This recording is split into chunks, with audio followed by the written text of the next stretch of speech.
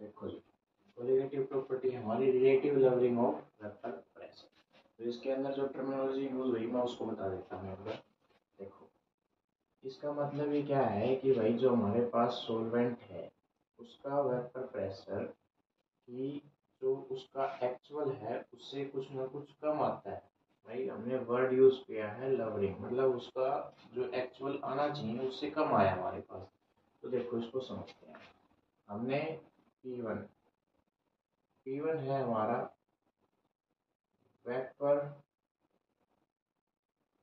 Pressure of solvent, ठीक है। Next X1 mole fraction of solvent, ठीक है जी।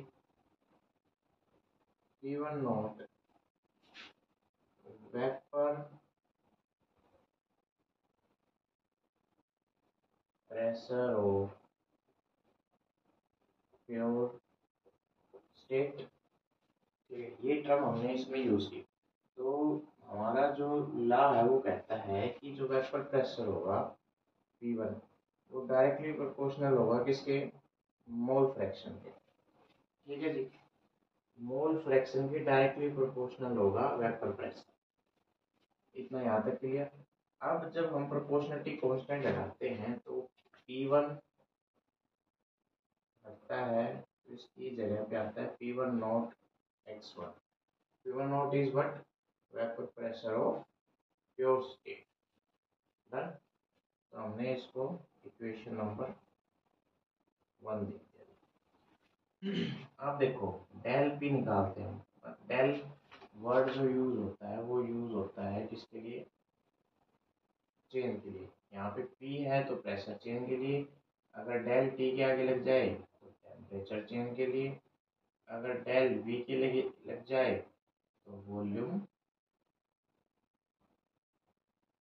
चेन के लिए। क्लियर। अब डेल पी जब हम निकालते हैं तो ये आता है P1 माइनस P1 नॉट। हमने इसको दे दिया, ठीक है जी।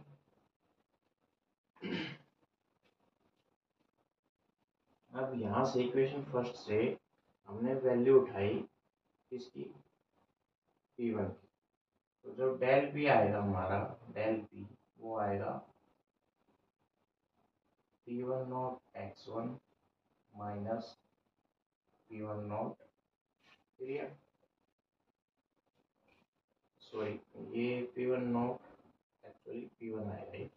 तो जब हम P1 की वैल्यू यहाँ पे रखेंगे तो P1 not minus P1 not X1, ठीक है जी। यहाँ से क्लियर क्या आ रहा है, P1। तो del P equals to P1 not into 1 minus X1। हम जानते हैं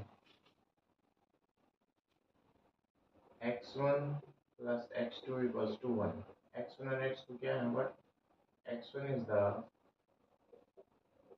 mole fraction of 1 and X2 is the mole fraction of 2।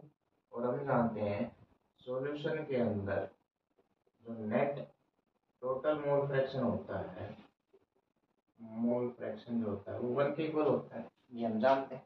तो यहाँ से जब अगर हम इक्वेशन का यूज करें तो यहाँ से X2 की जो वैल्यू आएगी वो 1 माइनस X1 आएगी। तो हमने यहाँ से भी यूज किया किसको, 1 माइनस X1 की जगह पे हमने क्या रख दिया, X2। तो ये आया हमारा del p P1 not X2। यहाँ तक क्लियर। हमारा आया है G del P equals to P1 not X2। देखो हमने क्या कर दिया, डिवाइड कर दिया होल इक्वेशन को। हमने इक्वेशन नंबर यहाँ पे दे दिया इसको थर्ड। हमने होल इक्वेशन को P1 नॉट से डिवाइड कर दिया, ठीक है। P1 नॉट से जब हम डिवाइड करते हैं इसको तो ये बनेगा del p P1 not equals to P1 not X2 divide by P1 not. तो ये कैंसिल। तो हमारे डेल पी क्या था, डेल पी था हमारे पास P1 not minus P1 divide by P1 not equals to, ये बचता है हमारे पास x2। हमने इस इक्वेशन को नाम दिया इक्वेशन 4। क्लियर। अब देखो जो x2 है हमारे पास, उसको हम क्या लिख सकते हैं, जो x2 होता है, एक बार मैं याद दिला दूं, जो मोल फ्रैक्शन होता है हमारे पास, अगर मान लो हम सॉल्यूशन के अंदर n1 और n2 है, तो अगर हम n2 का मोल फ्रैक्शन निकालते हैं तो आता है n2 divide by n1 plus n2, ये आता है। तो यहाँ पे x2 है हमारे पास, सॉरी x2 अगर है हमारे पास, तो x2 क्या है जी, x2 को मैं यूज वहाँ से क्या यूज कर सकता हूँ, P1 not P1 divide by P1 not equals to n2 divide by n1 plus n2। इसको लिख दिया हमने इक्वेशन 5। अब देखो क्या है कि जो n2 है वो छोटा है n1 से, तो n2 को हम डिनोमिनेटर में क्या कर देंगे, नेगलेक्ट। तो जो हमारे पास ये इक्वेशन बनी वो बनती है P1 not minus P1 divide by P1 not equals to n2 divide by n1। ये इक्वेशन बनी। क्लियर है यहाँ तक। अब देखो जो हमारे पास n2 है, ये क्या है, मोल्स ऑफ 2। तो इस मोल्स क्या होते हैं जी, weight divide by molar mass. तो यहाँ से n2 को मैं क्या लिख सकता हूँ, P1 not minus P1 divide by P1 not, W2 मैंने लेट कर लिया, W2 इसका वेट रहा होगा, मोलर मास M2 रहा होगा, N1 के लिए वेट W1 रहा होगा और मोलर मास M1 रहा होगा। तो देखो यहाँ से इक्वेशन बनती है P1 not minus P1 divide by P1 not equals to, यहाँ से जाता है W2 into M1 divide by W1 into M2। ये हमारे पास इक्वेशन बनती है और ये रिजल्ट आता है,